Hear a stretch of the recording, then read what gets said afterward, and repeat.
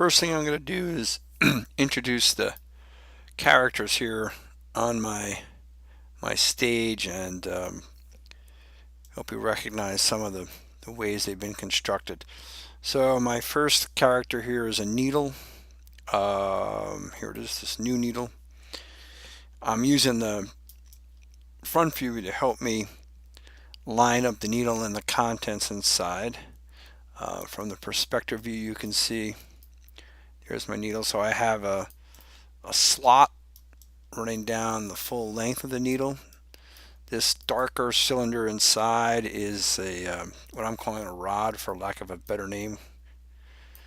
The needle has a slot, and then here at the end of the needle is a small. The needle spreads or becomes a little narrower. So this slot, there's a tab here on one of the markers. And let me see what kind of light I have on here. You can see maybe a little better. There's a tab here on one of the markers that sticks up. So that tab is going to come down, push this and spread it open, load that with the energy then of that force, and then that when the marker leaves, this is going to snap back and push the marker into the tissue. So I've got 4 markers here in the needle and this rod. I want the surfaces, this rod, to push right up against that needle.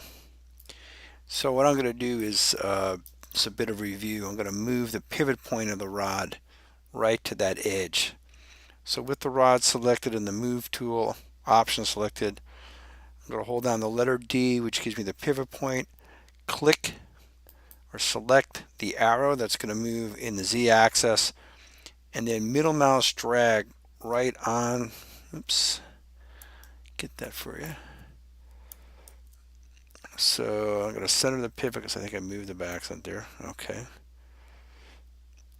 Hold down the D to move the pivot point, click the C, and middle mouse drag right on that edge there.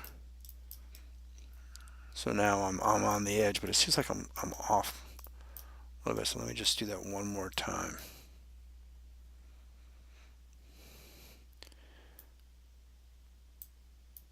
There we go. So make sure. Here we go. That looks right.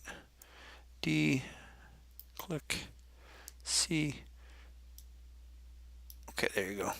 So clicking the letter, or I'm sorry, the blue arrow or the Z-axis confines the movement in the blue axis, and holding the letter C means snap to curve. So it's going to stay right in the middle of that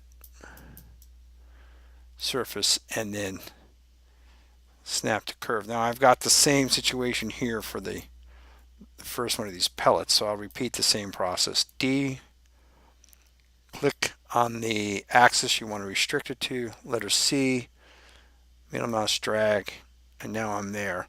Now what's great about this is now I can say click on the blue arrow again without the D. Now I'm just saying move tool, letter C, and click and drag, whoops, click and drag on, sorry.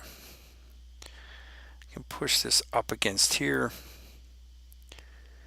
And with a little finagling, I think what I can do is say click here, shift, and now say letter C. We make sure I click the arrow.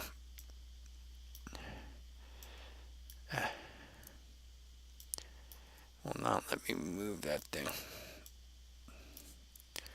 Try one more time. Here we go. Alright, that's all I wanted to show you.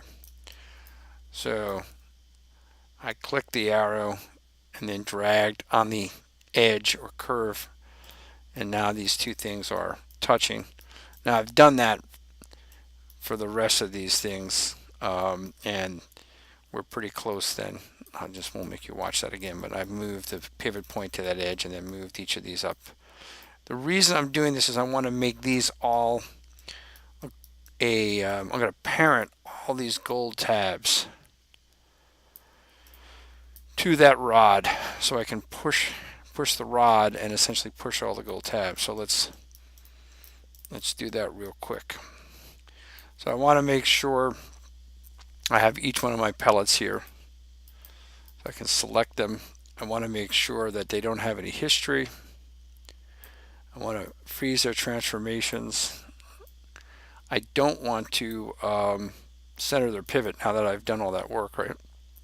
I get the rod. You notice it's got information here. If I delete by type history, freeze transformations, that's now set to 0. Okay, what I want to do is get each one of these pellets onto the rod. So what I'm going to do is grab those 4, middle mouse drag onto the rod, and now you can see they're all children. So we can test that. It's easiest, I think, to move them from the side view. So if I click on the rod and push, you can see what I'm doing is I'm pushing all the pellets at one time out.